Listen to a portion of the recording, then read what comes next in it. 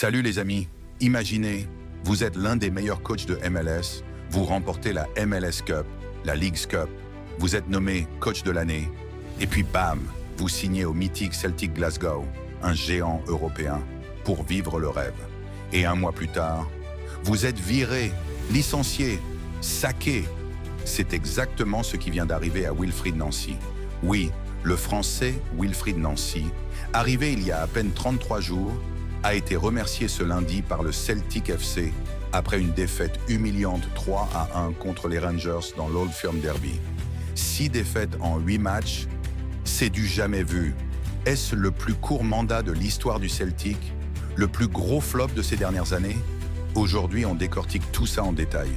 Abonnez-vous, likez et restez jusqu'à la fin parce que ça va être chaud. Allons-y. Commençons par le début pour bien comprendre le choc. Wilfried Nancy, né au Havre en France il y a 48 ans, c'est un tacticien pur jus. Il commence sa carrière d'entraîneur au Canada dès 2011 avec l'Académie de l'Impact de Montréal. Il gravit les échelons, adjoint, puis coach principal à Montréal en 2021. Mais c'est vraiment avec le Columbus Crew, à partir de 2022, qu'il explose. Regardez ça. En 2023, il remporte la MLS Cup face à Los Angeles FC. En 2024, il gagne la Leagues Cup, atteint la finale de la CONCACAF Champions Cup et est élu coach de l'année en MLS. Son style? Possession, attaque fluide, une formation en 3-4-2-1 qui fait mal aux défenses. À Columbus, il transforme une équipe moyenne en machine à gagner. Les fans l'adorent. Les observateurs le voient comme l'un des meilleurs coachs aux États-Unis. Nancy veut plus.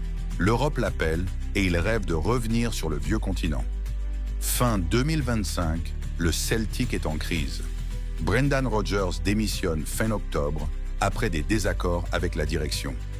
Martin O'Neill, légende du club, prend l'intérim et gagne 7 matchs sur 8. Le club cherche un coach permanent, moderne, offensif. Et là, surprise, le 3 décembre 2025, le Celtic annonce l'arrivée de Wilfried Nancy sur un contrat de 2 ans et demi. Il débarque avec son staff. Kwame Ampadu, Jules Guéguen et Maxime Chalier. Les fans sont excités. Un coach gagnant de MLS, un style attractif qui colle à l'ADN du Celtic. Peter Lowell, le chairman, déclare que Nancy va apporter le football que les supporters adorent. Nancy arrive le 4 décembre, prêt à redresser une équipe deuxième en championnat, mais en perte de confiance. Mais très vite, ça tourne au cauchemar. Premier match le 7 décembre. Défaite 2-1 à domicile contre Hearts, les leaders. Puis 3-0 contre la Roma en Europa League. Ensuite, finale de League Cup perdue 3-1 contre Saint-Mirren. Et pour couronner le tout, 2-1 contre Dundee United. 4 défaites d'affilée dès le départ. Nancy devient le premier coach du Celtic à perdre ses 2 premiers matchs. Les fans commencent à grincer des dents. Il impose son 3-4-3, une ligne défensive haute, des wingbacks offensifs. Mais l'équipe n'est pas prête. Pas de clean sheet en 8 matchs. La défense est catastrophique. Cameron Carter-Vickers blessé et les joueurs peinent à s'adapter. Pourtant, un petit espoir, 2 victoires consécutives. 3-1 contre Aberdeen le 21 décembre, puis 4-2 contre Livingston. Nancy croit avoir trouvé la recette. Les supporters respirent un peu. Mais rechute immédiate. Défaite contre Motherwell, la première victoire de Motherwell à domicile contre le Celtic depuis 2013.